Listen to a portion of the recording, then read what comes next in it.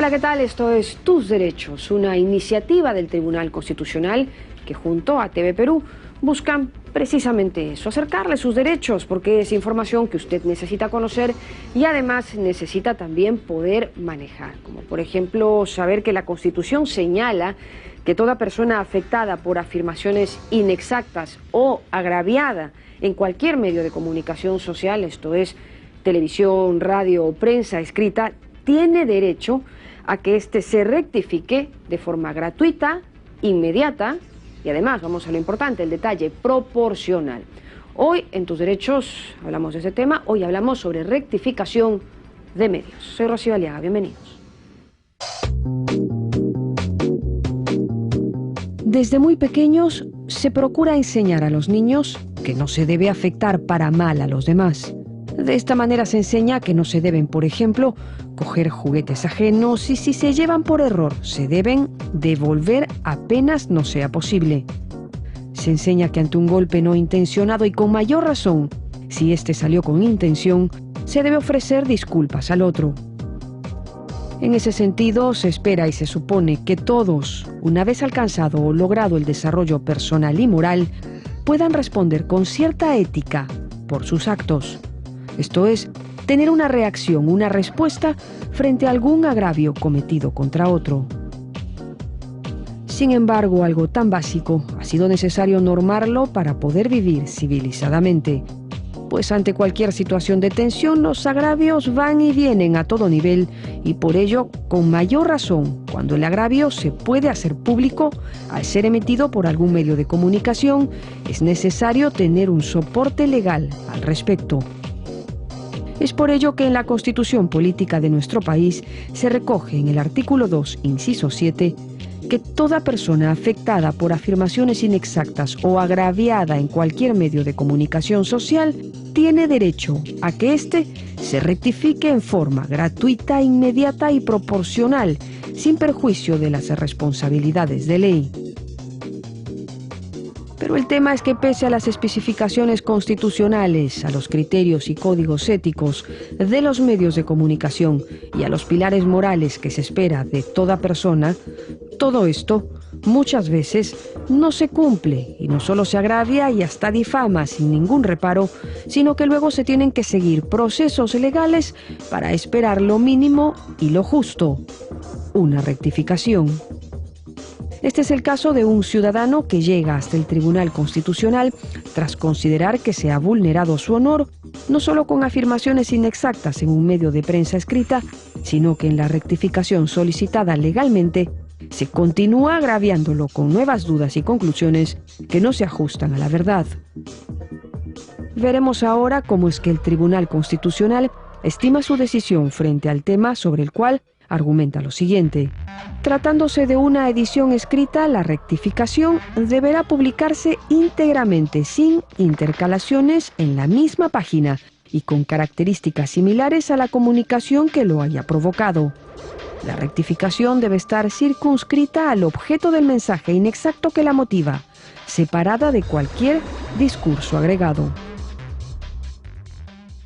Y es que claro, a ver, no lo dice una norma o un reglamento, lo dice la Constitución Política del Perú en su artículo 2, inciso 7, que toda persona tiene derecho a que el medio se rectifique, además de forma gratuita, inmediata y proporcional, si es que se ha visto afectada, ¿no?, con afirmaciones inexactas en un medio de comunicación social. El tema es que no solo muchas veces los medios no se rectifican de muchas cosas que dicen, sino que a veces cuando lo hacen, si es que lo hacen de manera mínima, ¿no? Y es por eso que este caso llega hasta el Tribunal Constitucional. ¿No es así, Felipe? Es así, Rocío, ¿cómo te va? Muy buenos días. Sí, lo has dicho muy bien. Hay un eje aquí sobre el cual poco se comenta, que es el eje del ciudadano que tiene derecho a que el medio de comunicación se rectifique si es que ha vertido afirmaciones inexactas o agraviantes al honor de la persona. Muchas veces nos quedamos, y está muy bien también que así sea, en las libertades informativas que tanto los ciudadanos como los órganos de comunicación social tienen derecho, y está muy bien. Pero a veces esas libertades informativas se ejercen irregularmente. Y ante eso, las personas afectadas tienen todo el derecho a solicitar una réplica, una rectificación al medio de comunicación para que corrija el error producido. Claro, y a ver si es que se puede corregir del todo, ¿no? Porque el honor, no sé si es el único entre tantas cosas, que una vez dañado no se puede rectificar, ¿no? O más allá del tema de la proporción, de la equidad, porque no lo va a ver la misma cantidad de gente, no lo va a oír o leer la misma cantidad de gente. Quiero decir, el daño ya está hecho y sobre eso que se puede resarcir. Claro, ahí el concepto sería la irreversibilidad del daño, ¿no? Y aquí el derecho entiende que siendo la reputación casi como un cristal que no podemos afectarla, sí admite una suerte de indemnización. Y es por eso que el Tribunal Constitucional, en una sentencia ya que data de mucho tiempo atrás, estableció que la rectificación debería guardar determinadas características para que sea similar al ataque que se dio, al que se considera un ataque recibido por parte de ese ciudadano que pide la rectificación del medio. Por ejemplo, no es lo mismo que una noticia salga en el titular de un periódico, en la portada, a que salga en la página 8, escondida, metida, ¿no? Claro. Entonces ahí lo que pide ese precedente, el Tribunal Constitucional que data de 2004, es que la rectificación debe ser proporcional, ¿no? Además de ser inmediata, de ser gratuita, todas esas garantías que nos ofrecen para que nuestro derecho a la rectificación y por lo tanto al honor y a la buena reputación se vea cabalmente protegido. Vamos a ver este tema hoy en Tus Derechos. Conversamos sobre rectificación de medios. Pausa y regresamos rapidito.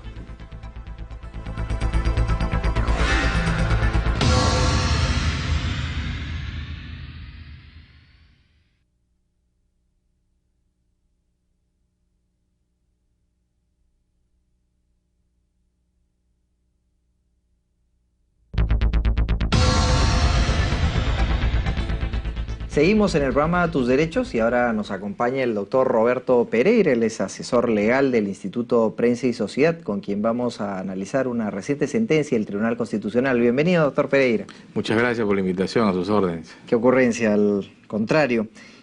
Vamos a ver un derecho fundamental que es pocas veces invocado y quizá menos analizado, que es el derecho a la rectificación que tenemos en buena cuenta los ciudadanos cuando un medio pueda cometer alguna afirmación inexacta en nuestro honor. ¿En qué consiste este derecho fundamental?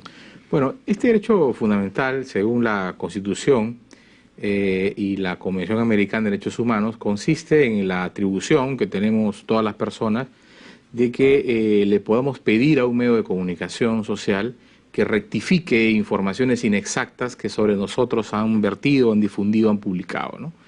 Y entonces el medio tiene la obligación de corregir aquella información inexacta que ha difundido respecto de nosotros, ¿no? Y en la Constitución está este derecho, con un derecho vinculado a las libertades informativas, vinculado también en alguna medida al honor, ¿no? Ya seguramente vamos a conversar más adelante cómo se da esta vinculación. Y la ley peruana ha desarrollado este derecho fundamental. Hay una ley que luego fue modificado por otra ley casi en su totalidad, en un hecho curioso desde el punto de vista de la técnica legislativa, porque sustituyó casi todo el articulado de la primera ley, esta segunda ley, ¿no? Entonces está desarrollado en la ley establece ahí los supuestos, establece un procedimiento, establece las responsabilidades, la titularidad del derecho, quiénes están obligados por este derecho fundamental y el ámbito sobre el que recae, ¿no? Que es muy importante delimitarlo adecuadamente. Pero además este derecho fundamental, además de esta ley, ha sido desarrollado por el Tribunal Constitucional, no en esta sentencia que vamos a discutir, sino en un anterior fallo, y que donde ha establecido además precedentes vinculantes, es decir, ha establecido reglas, ¿no? de tipo jurisprudencial, vinculantes para todos los intérpretes, digamos, de este derecho fundamental. Es decir, se trata entonces de un derecho que tiene una configuración compleja porque está en los tratados internacionales, en la Convención Americana, la Corte Interamericana también se ha pronunciado respecto de este derecho, está en la Constitución,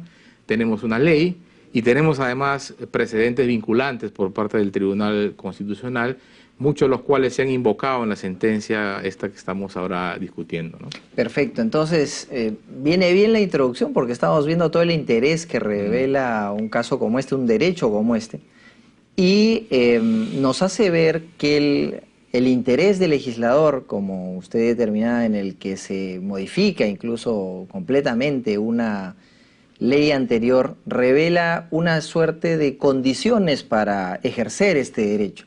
Porque uno diría, bueno, en principio hay un medio de comunicación que ha publicado algo sobre una persona y esa persona tendría el derecho de inmediato de pedir la rectificación sin ninguna condición.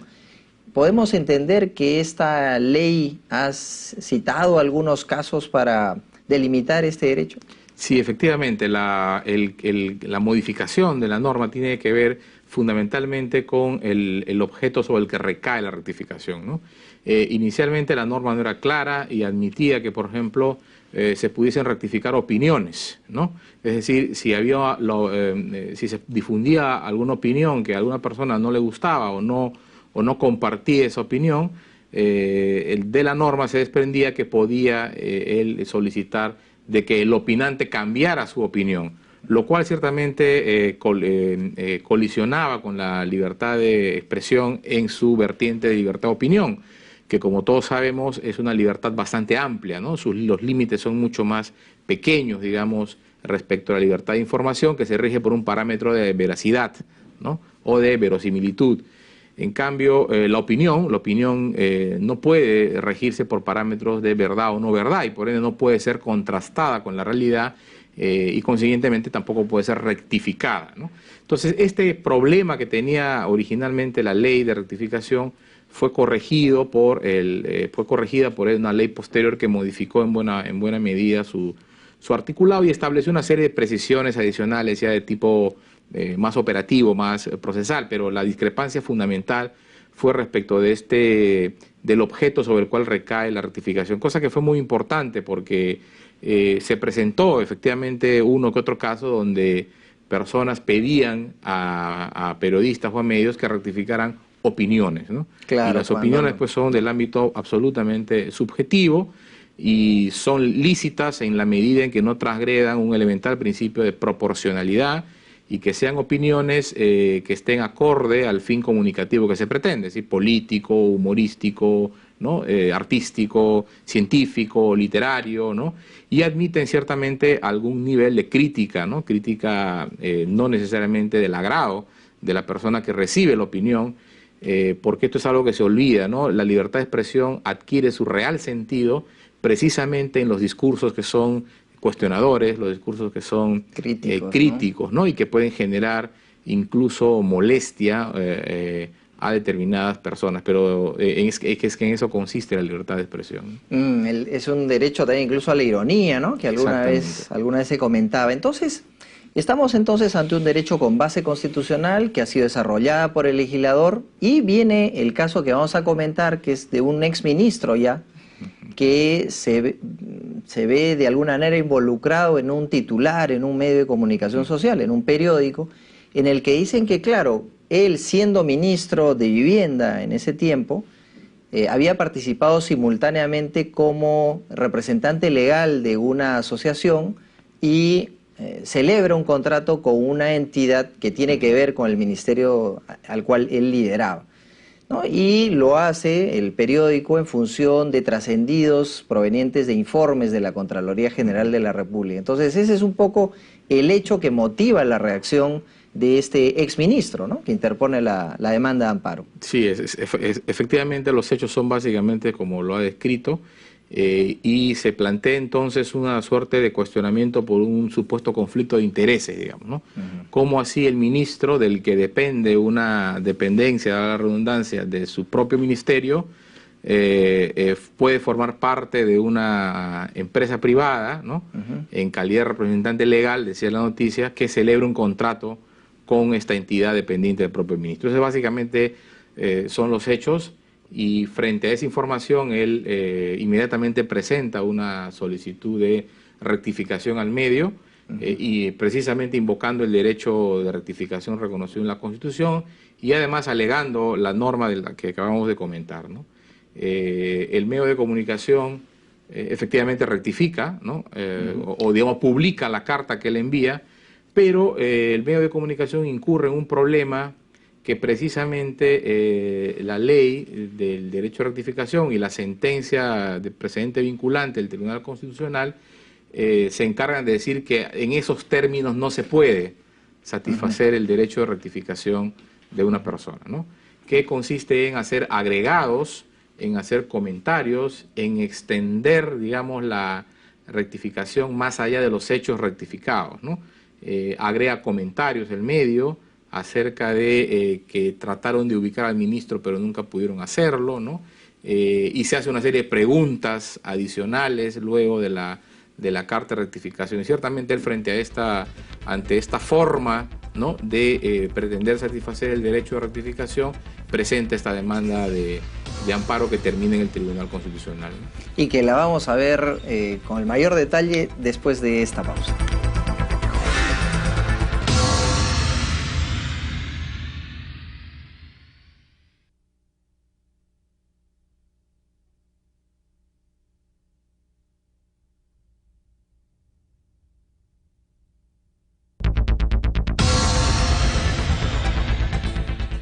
Seguimos con el programa Tus Derechos y estábamos ya ingresando al tema de la demanda de amparo que se presenta. Y acá algunas cosas a esclarecer o en todo caso a constatar. No estamos ante una opinión, estamos ante una afirmación, ¿no? El diario publica un hecho concreto, ¿no? Así es. Hace notar que el exministro era juez y parte, digamos. Así es. Le atribuye la representación legal de una empresa que suscribe un contrato con el Fondo Mi Vivienda, ¿no es cierto?, que pertenece al ámbito del Ministerio al cual dirigía en ese entonces el exministro Cornejo, ¿no? De acuerdo. Entonces, no siendo una opinión y siendo una noticia, sí cabía este deber de veracidad.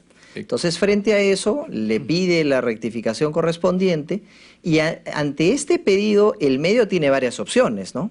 Una sería que efectivamente acoja a plenitud y publique la carta de rectificación tal cual en el plazo de 7 días hábiles, como dice la ley. Otra es que guarde silencio y que se le pase ese tiempo. Pero aquí sí nos decía usted que aceptan o se allanan a publicar la carta de rectificación, pero el problema está en cómo publican esta rectificación. En este caso hay una publicación de la carta que envía el ministro como contenido de su rectificación, ¿no?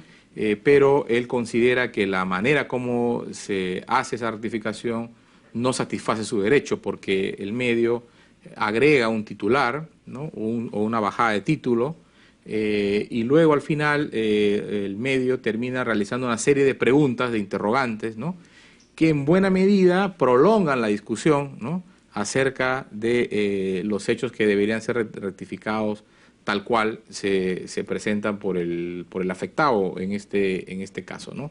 Y efectivamente la ley dice que no se pueden realizar agregados, no se pueden realizar cuestiones adicionales, ni se puede tratar de minimizar, ¿no?, la inveracidad en la que el medio habría incurrido.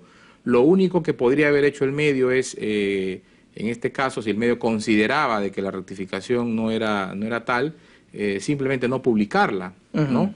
Pero no publicarla realizando estos agregados porque eso es una forma de desnaturalizar el derecho de rectificación y ese modo de hacerlo está prohibido por la ley y por este precedente vinculante del Tribunal Constitucional. Entonces ese fue el problema, el modo o la manera en cómo el medio entendió que debía satisfacer el derecho de rectificación, ¿no? Claro, porque ese precedente que data del 2004, entiendo, de hace mucho tiempo atrás, con otra composición del Tribunal Constitucional, lo que establecía era que la rectificación se hacía limitándose al objeto que se pretende, ¿no? En este caso que se rectifique y punto. Exactamente, dice, debe limitarse a los hechos, dice, ¿no? Objeto de la rectificación.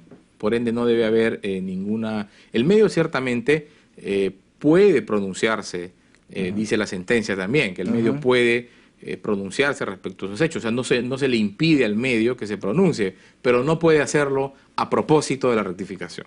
Claro, ¿no? Porque además la rectificación como data de un hecho, bueno, sobre el hecho hay que darle la posibilidad a la otra parte de que emita su versión, pero superado el debate de hechos y yendo a un tema de opiniones, ya podría en ese escenario el medio de comunicación lanzar una hipótesis ya un poco basada en una especulación, en una conjetura, ¿no? Así es, sin duda, el medio podría hacerlo, pero no en el lugar, no a propósito de la rectificación, porque eso en buena medida lo que estaría haciendo es debilitar, ¿no?, el derecho de la persona que reclama eso a que se rectifique una información que es inveraz, ¿no? Claro, y en este caso el exministro Cornejo, el exministro de Vivienda, en su momento lo que adjunta, lo que acompaña tanto al medio de comunicación como luego al juzgado correspondiente es una ficha de los registros públicos, donde queda claro que él ya no era miembro del consejo directivo de esa asociación que había firmado un contrato con el Fondo Mi Vivienda, ¿no? Entonces, frente a eso ya era un hecho que reflejaba que no tenía la calidad de representante legal o de miembro del consejo directivo de esa asociación. Así es un dato muy interesante porque al final el tribunal incluso le concede al medio, que es el demandado en este caso, a poder acreditar, ¿no? Porque el tribunal dice la condición de miembro, ¿no es cierto?, no necesariamente implica la representación legal, porque uno puede no ser miembro de un consejo directivo y ser representante legal. Claro, un apoderado que no es accionista. Exactamente. Y entonces el tribunal dice, sin embargo, ni siquiera esto el medio está en condiciones de acreditar, ¿no? Claro. Porque no ha desplegado la diligencia debida, que todo medio debe desplegar, como contenido el deber de veracidad, porque acá hay que aclarar también que el deber de veracidad no implica una contrastación o una equiparación absoluta con la verdad, sino se entiende como veracidad, se entiende como el despliegue de una diligencia debida, ¿no?, en el ámbito de la información periodística. Pero ni siquiera eso, dice el tribunal, ha estado en condiciones de acreditar el medio, esto es la condición de representante legal al margen de su condición de miembro del Consejo Directivo, por ende era imposible no declarar fundada esa demanda y acoger el derecho de rectificación del ministro, ¿no? Claro, porque en este debate de la verosimilitud o la certeza es como los medios y los fines, ¿no? No me pueden a mí exigir que cumpla con la certeza, pero sí me pueden exigir que cumpla con la verosimilitud, ¿no? Que exhiba algo medianamente investigado. Exactamente, porque esto es una discusión que ya se ha zanjado a nivel de la doctrina, a nivel de los tribunales internacionales de derechos humanos y también de los tribunales constitucionales y las Cortes Supremas, ¿no? Es decir, cuando el ejercicio periodístico, cuando se trata de libertad de información, se rige por un criterio de veracidad subjetiva, entendida como el despliegue de determinados deberes de diligencia para comprobar la verosimilitud de una noticia. No se le puede exigir veracidad absoluta, ¿no? Claro.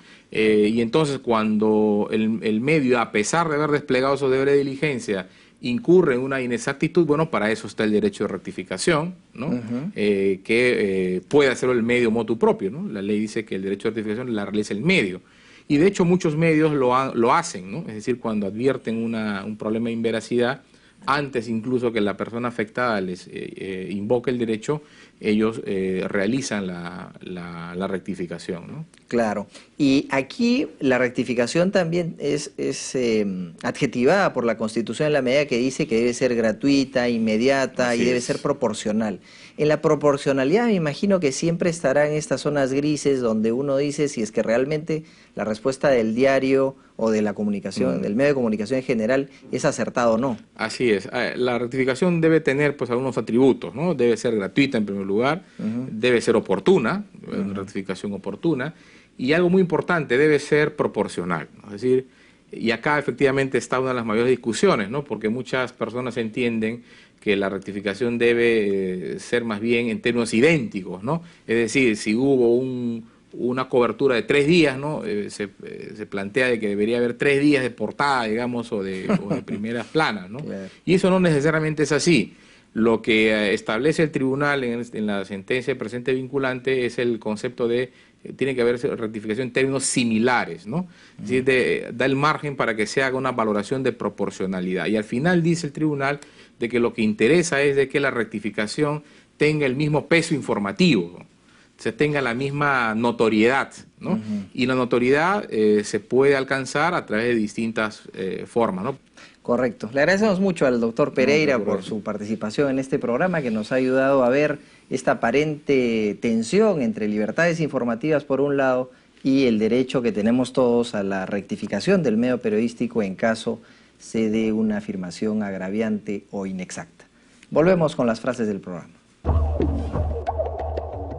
Este derecho fundamental, según la Constitución y la Comisión Americana de Derechos Humanos, consiste en la atribución que tenemos todas las personas de pedir a un medio de comunicación social que rectifique informaciones inexactas sobre nosotros. Escuchábamos entonces las opiniones o las frases de nuestro invitado hoy en el programa y tal vez quedarnos con esto, ¿no? Que más allá que tener que llegar a un proceso legal para que se cumplan los temas ya establecidos, debiera ser responsabilidad de los medios en ser los primeros, ¿no?, a tratar de resarcir el daño ocasionado. Sí, porque aquí estamos hablando no solamente del derecho de la persona a cuidar su buena reputación, sino también uno busca contribuir a la formación de una opinión pública debidamente informada, ¿no? Entonces, si hay una falta de diligencia al momento de agenciarse de determinada información, pues efectivamente el medio puede corregirlo hasta de oficio, ¿no? Pero hay ocasiones en que tiene que esperarse el pedido de la parte para que se haga esa rectificación y la ley ha determinados requisitos, como por ejemplo que el medio está obligado a la rectificación a los 7 días hábiles de producida la información. Claro, salvo que sea una publicación de tipo no diario, sino, qué sé yo, semanal. Entonces ahí se dice que debe hacerse en la próxima edición. ¿No? Y además, lo que hemos visto en este programa es que la rectificación no puede ser como el medio quiera, ¿no? Porque no tiene mucho sentido que yo me rectifique e incida en el ataque, ¿no? Publico tu carta y digo, pero pese a todo eso... Que suele pasar también, ¿no? Como al final yo me quedo con la última palabra o dejar el por ahí que ya no tiene cabida a nada, ¿no? En realidad. Así es. Y allí como dice el Tribunal Constitucional, se desnaturaliza el derecho de la persona a que el medio se rectifique. Porque el medio en este caso debe simplemente limitarse a publicar la carta de rectificación, porque ese es el derecho que tiene la parte, la persona, de que el eventual error que cometió el medio de comunicación sea resarcido de esa manera. Clarísimo, entonces nos quedamos con eso y con eso llegamos también al final de la edición de hoy de Tus Derechos, como siempre recordándole que cualquier comentario, sugerencia que ustedes estimen, podamos comentarlo, conversarlo aquí en el programa, nos lo hagan llegar a través de nuestras cuentas en las redes sociales. Continúa en TV Perú, mucho más que ver. Chao, chao.